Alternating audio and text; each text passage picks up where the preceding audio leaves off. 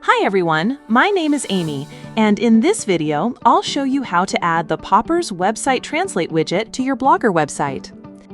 A Website Translate widget can help you offer your content in multiple languages, making your website more accessible and easier to understand for a wider audience. So let's get started. First, go to your Popper dashboard. Once you're there, click on Widgets from the left sidebar, and then click Create New Widget. Now search for Website Translate in the widget library and open it. After that, the widget editor will open, with the preview on the right side and the settings on the left side. In the Content tab, you can add languages.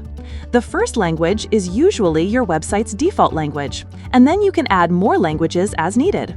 Next, go to the Templates tab, where you can change the widget template and its position. In the Appearance tab, you can change the display mode from floating to embed. You can also change the primary and text colors. In the Effects section, you can enable or disable the glass morphism effect. Once you're happy with the customization, click Publish Widget. After that, copy the code and go to your Blogger layout editor. Inside the editor, click on Add a Gadget in the sidebar and add HTML/JavaScript.